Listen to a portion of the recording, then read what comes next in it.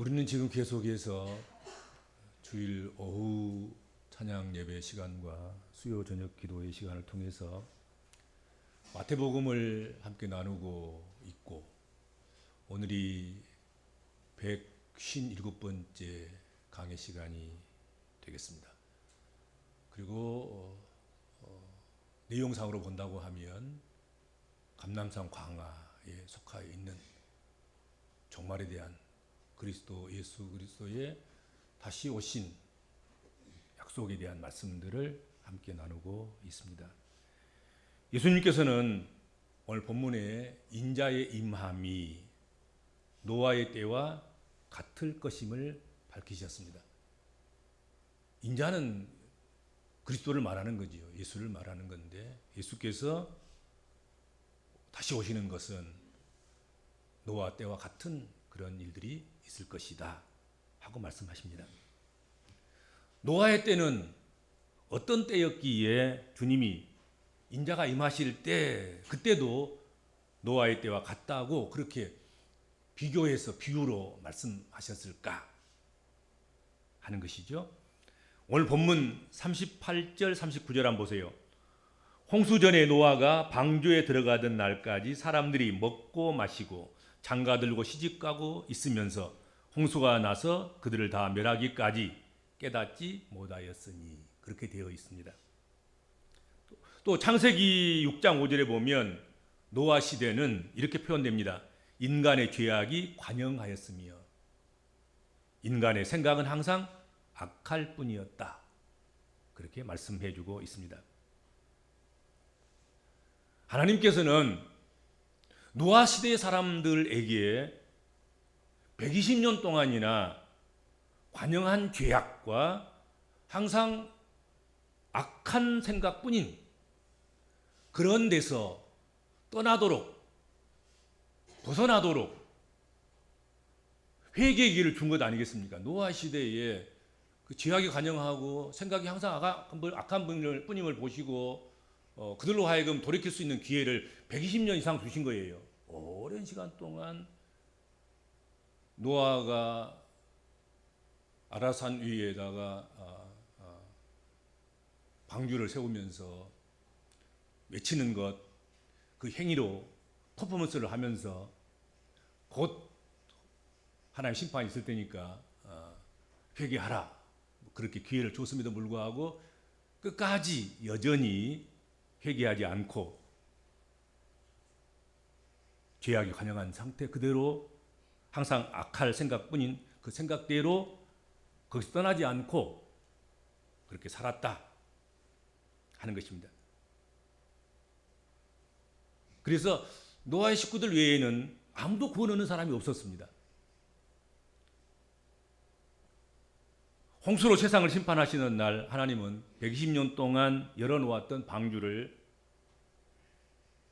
하나님께서 스스로 그 문을 닫으셨습니다. 그리고 한 번 닫힌 방주의 문은 홍수가 다 끝날 때까지 결코 열리지 않았다. 그래서 모든 생명들이 다 코에 물이 차서 다 죽었다. 성경에 그렇게 말씀을 하고 있습니다. 예수께서 노아의 날을 지적하시는데, 그들은 곧 떨어지게 될 하나님의 심판의 임박함을 보고도 깨닫지 못하고 또 알지도 못하고 모르는 상태에 있었다 하는 것이죠. 모든 것이 다 물 아래로 침몰하고 범람한 물길, 물 밑으로 가라앉을 터인데,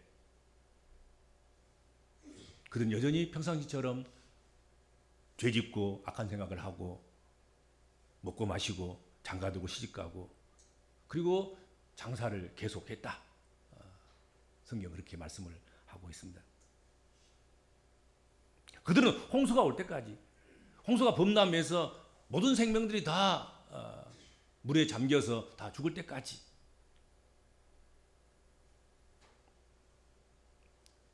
뭔가 잘못되었다는 것을 알지도 못했다는 것이죠. 그들은 하나님 말씀에 깨어있지 못했고 노아가 계속해서 준비하라고 하는 말씀에 따라서 준비하지 못했습니다.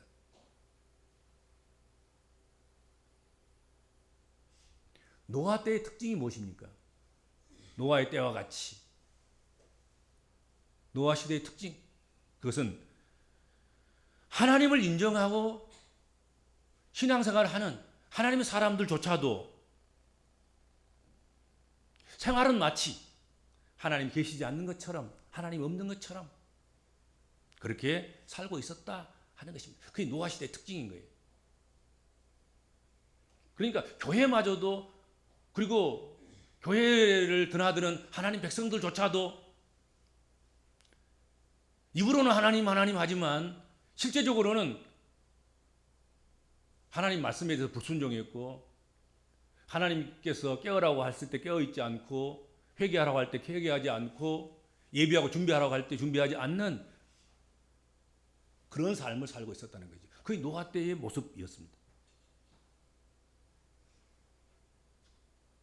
그래서 다가오는 홍수에 대해서 아무 준비도 아무 대비도 하지 않았습니다. 그냥 농담으로 여긴 것이죠. 농담으로. 하나님하고 농담 까먹게 하는 거예요.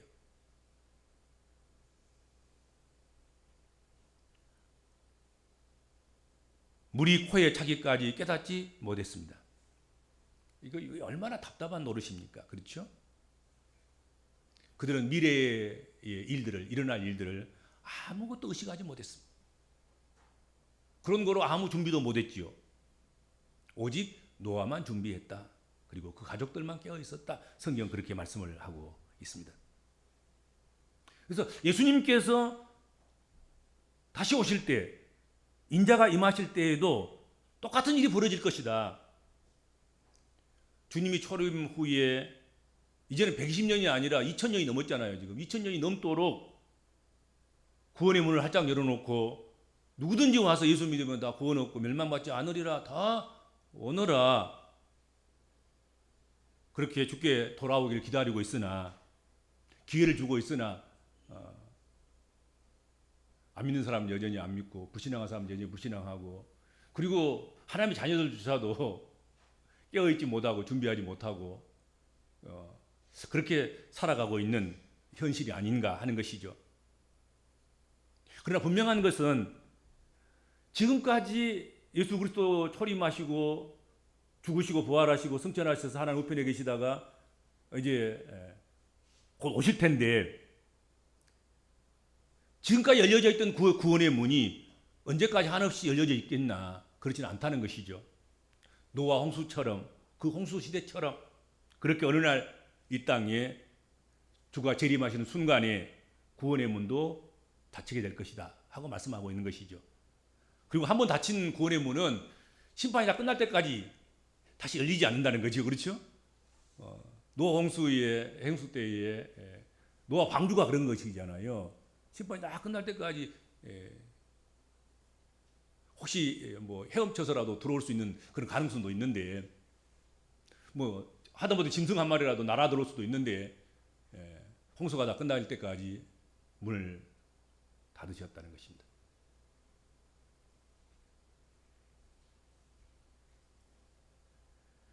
그리고 두 번째 언급하고 있는 말씀이 있습니다.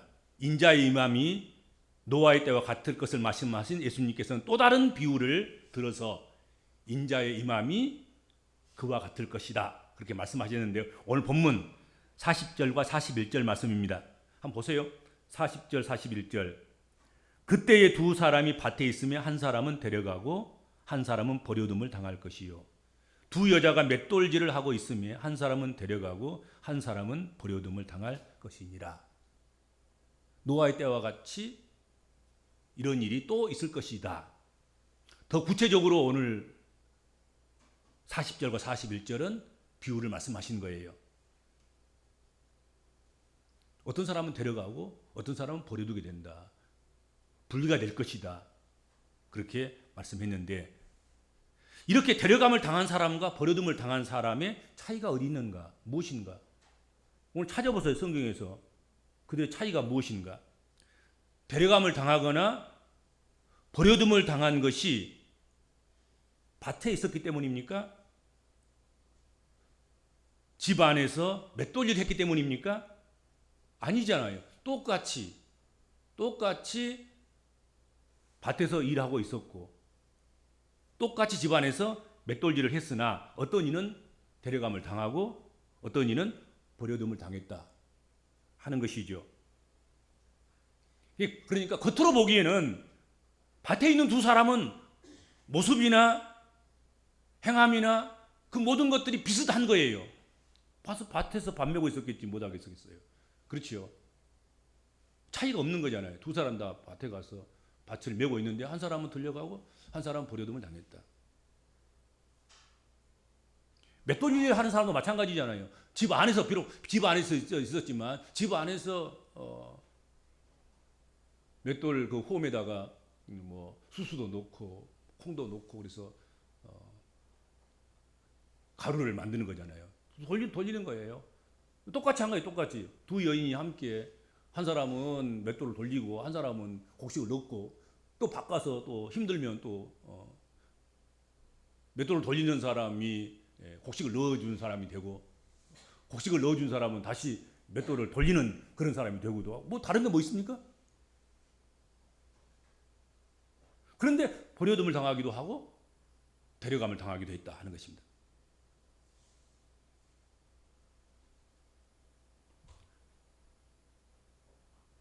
그러나 우리가 생각할 것은 보이지 않는 곳, 마음속에서 깨어 있었느냐 없었느냐에 따라서 결국은 데려감을 당하고 버려둠을 당하게 됨을 말씀하신 것 아니겠습니까? 그렇죠.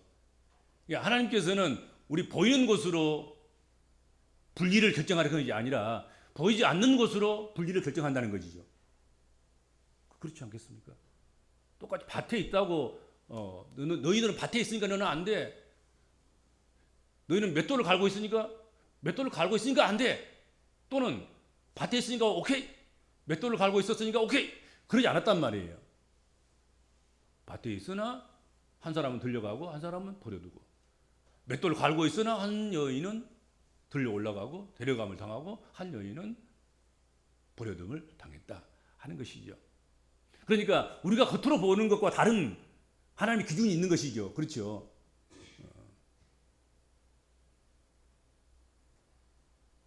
그러므로 주님께서 깨어 있어서 준비하라는 말씀은 일상을 멀리하고 뭐 파묻혀 기도나 하고 있고 뭐 밤낮으로 24시간 예배 형식을 갖춰서 예배하고 뭐 그렇게 그런 것에 전무하도록 그렇게 하는 것은 아니다 하는 것을 우리가 깨달을 수가 있는 것이죠.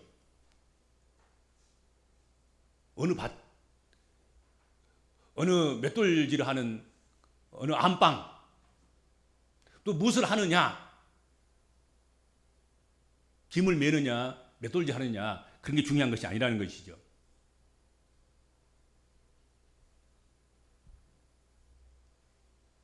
그러니까 뭐 특별한 일이 아닌 거지요. 어느 특별한 장소 그게 아닌 거지요. 뭐 예루살렘 이사 갈 필요가 없어요. 무슨 높은 산 그곳으로 쫓아갈 필요가 없는 거지요. 거기 가도 한 사람은 들어 올라가고 한 사람은 버려둘 수 있다 하는 것을 잊어서는 안 됩니다. 이 일을 하고 있으나 똑같이 일을 하고 있어도 어떤 사람은 들려가기도 하고 어떤 사람은 예배 중에도 어떤 사람은 들려가기도 하고 예배를 드리고 있으나 어떤 사람은 버릴 수도 있다 하는 것입니다. 그렇죠.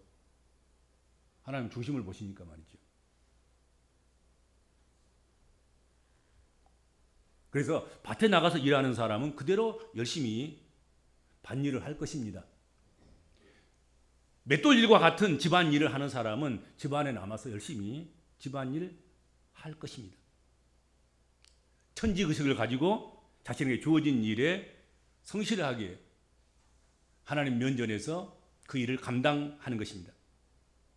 그리하고 있으면 인자에 임하시는 날에 데려감과 버려둠을 누가 결정하냐면 주님께서 결정하시는 거예요. 그렇죠.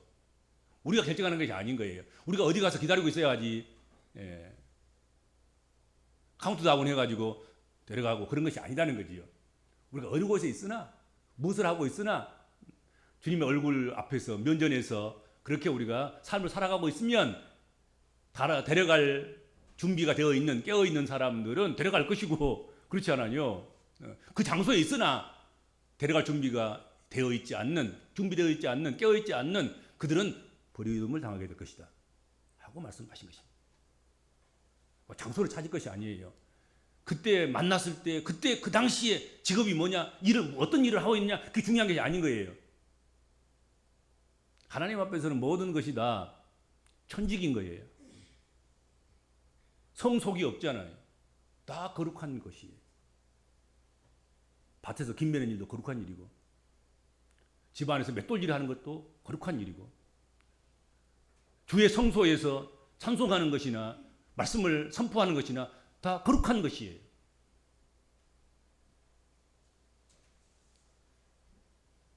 하나님에 의해서 쓰여지는 그것은 다 거룩한 것입니다. 그러나 자기가 하나님을 이용해 먹는 것은 그것은 속된 것이죠. 그게 잘못된 것이죠. 그러니까 주의 성전에서 아무리 놀라운 일을 하고 있다 하더라도 자기를 위해서 하는 것은 그것은 주님의 나라에 들어갈 자격이 없는 것 아니겠습니까? 아무리 교회 안에서 했다 하더라도. 그러니까 어디서 했냐, 무엇을 했냐가 중요한 것이 아닌 거예요. 주에 임하실 때에 주께서 그걸 결정하시는데 그 결정하시는 그것은 깨어 있었느냐, 준비됐느냐 하는 것을 물으신단 말이죠. 그리고 세 번째로 43절과 44절에 보면 이런 말씀이 있습니다. 이렇게 오늘 본문에 마감이 되고 있는데, 너희도 아는 바니 만일 집주인이 도둑이 어느 시각에 올 줄을 알았더라면 깨어있어 그 집을 뚫지 못하게 하였으리라. 이러므로 너희도 준비하고 있으라. 생각지 않는 때에 인자가 오리라. 도둑놈의 비유를 하고 있는 거예요. 그렇죠?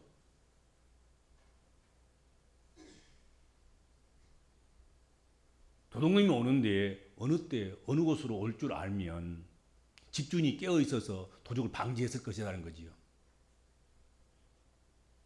집을 뚫지 못하도록 이웃 사람들을 불러 모아서 무장을 시키고, 야, 우리 집에 누가 몇 시쯤에 도둑질하러 온대. 그러니 우리 집 차례가 되면 그 다음 차례는 너희 집 아니겠냐. 그러니까 우리 집 올 때는 우리가 막고 같이 막고, 너희 집에 올 때는 우리가 같이 가서 너희 막아줄게. 뭐 이렇게라도 하겠다는 거지요. 그렇죠?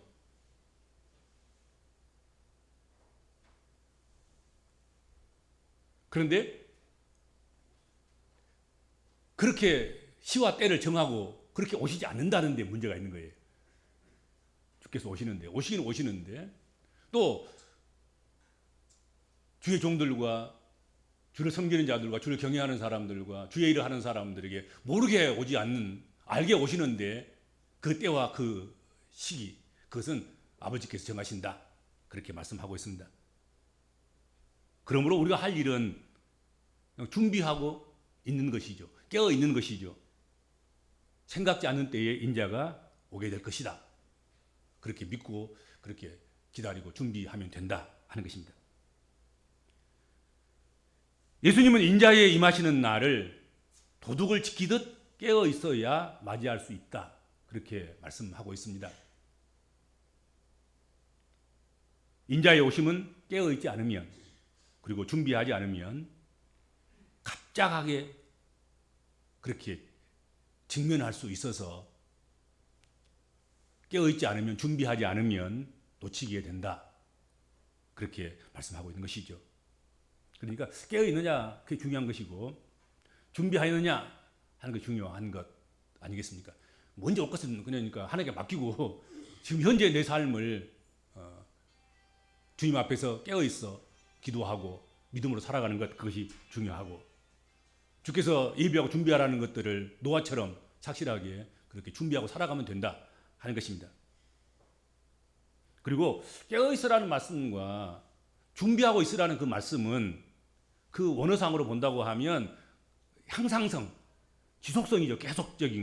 계속성을 내포하고 있다 하는 것이죠. 그런 말씀인 거죠. 깨어있다는 것은 어느 때는 깨어있고 어느 때는 잠자고 있어도 소용없는 거잖아요. 어느 때는 준비하고 있지만 어느 때는 준비하지 않는 그런 것을 의미하고 있지 않다. 항상성이다. 항상 깨어있는 것이고 항상 준비하고 있는 것이죠. 언제나 너희가 눈을 뜨고 정신을 차리고 있으라 하는 것을 강조하는 의미라고 생각합니다. 그러니까 몰아쳐서 언제 한번 기도 많이 하고 몰아쳐서 언제 한번 주의 일 많이 하고 그래서는 안 되는 거예요. 그렇게 하더라도 항상 하는 거예요. 항상. 기도도 항상 하는 거죠. 그것이 노아의 때와 같이 주께서 그렇게 심판의 주로 오시는데 우리가 버려둠을 당하지 않고 데려감을 당할 수 있는 조건과 자격을 갖추는 것이다 하는 것입니다. 항상 깨어있고 항상 준비되어 있어야 한다는 거죠. 나와 날짜와 시간을 정하지 말고 매 순간순간 계속해서 항상성을 가지고 그렇게 하는 것이 중요하다 하는 것입니다. 눈속임으로는 안 되는 것이죠. 그리고 그때만 딱 때와 시간을 정확하게 일치시켜서 그때만 그냥 흰 옷 입고 가서 맞이하겠다 그런 생각을 해서는 안 된다 하는 것입니다. 항상 흰 옷 입고 흰 옷이 더러워지면 빨리 빨고 항상 예비하고 준비하고 있는 그것이면 되는 거예요. 성도 여러분, 우리는 항상 깨어 있어야 될 줄로 믿습니다. 항상 준비된 심령이 되어야 할 것입니다. 주의 말씀에 순종해서 깨어 있는 자와 준비된 자에게는 주님의 재림이 언제이든지 어느 곳에든지 그것이 밭이든지 바닷가든지 안방에 또는 거실에 맷돌려지는 장소에 오시든지 상관없다. 아무 상관이 없는 것입니다. 그렇죠? 어느 곳에 있더라도 무엇을 하고 있더라도 준비되어 심령들 깨어있는 사람들은 버려둠을 당하는 자가 아니라 들려 올라감을 당하게 될 것이다. 불안해서 안절부절할 것이 아니고 늘 하나님 면전에서 하나님 앞에서 깨어있고 준비하고 있으면 된다.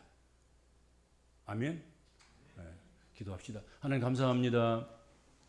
저희들은 지금 말세지마를 만나서 주님이 점점 가까이 오시는 가운데 있음을 저희가 고백하고 그래서 깨어있고 준비된 사람으로 살아가도록 훈련되고 또 훈련받고 있습니다. 의심 없이 게으르지 않고 나태하지 않고 깨어있는 일들과 늘 준비된 심령으로 그렇게 세워지게 하시고 쓰여지게 하시고 그렇게 살아가도록 인도하여 주옵소서. 그래서 주께서 우리에게 오셔서 심판하시고 데려갈 자와 버려둠을 당할 자를 결정하실 때 버려둠을 당하지 않고 다 데려감을 입는 축복된 백성들이 되게 하여 주옵소서. 예수님의 이름으로 간절히 기도하옵나이다. 아멘.